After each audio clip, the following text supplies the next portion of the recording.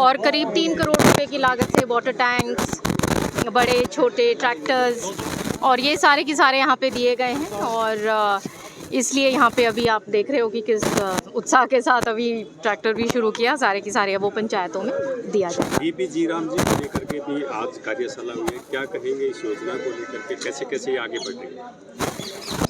देखिए, हर सरकार का दायित्व है और ख़ास तौर पे ऐसी सरकार का जो ज़मीन पर रहकर कोशिश हमेशा एक जारी रहती है कि जो योजना है उसका विस्तार हो, उसको बेहतर करा जाए। और उसी तरीके से इसका रूप जो है और बेहतर किया गया है, इसका लाभ और बढ़ाया गया है लाभार्थी के लिए भी, जहाँ पे 100 दिन की गारंटी से 125 दिन को बढ़ाया गया है।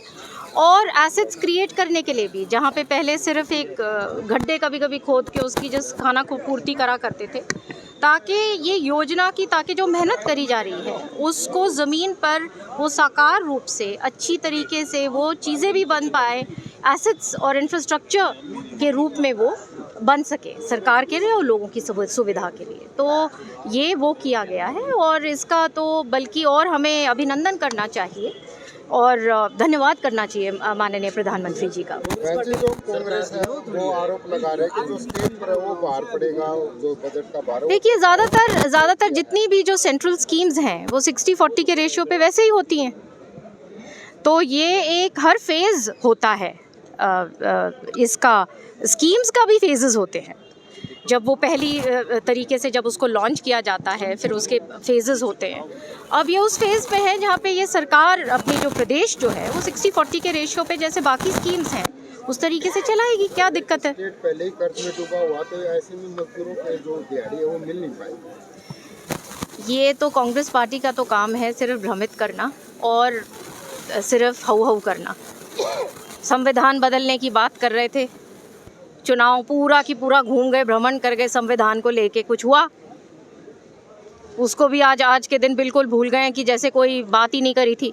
फिर उसके बाद वोट चोरी की बात करी। अरे हरियाणा जैसे प्रदेश में जहाँ बोलते हो जय जवान जय किसान जय खिलाड़ी, ऐसी मजबूत इलाका है ये, और आप यहाँ बोल रहे हो कि इनकी आपने वोट चोरी कर ली।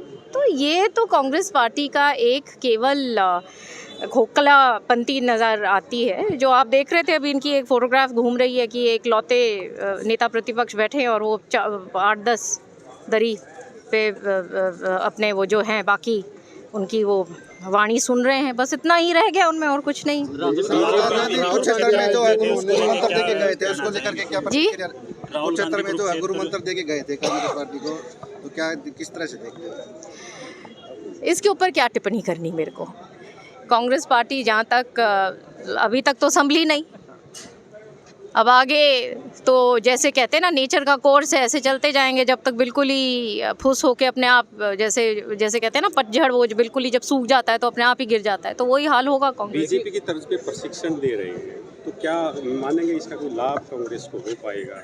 इस तरह के प्रशिक्षण जो कांग्रेस के नेता दे रहे हैं, अलग अलग पदाधिकारियों को जो प्रशिक्षण दिया जाता है।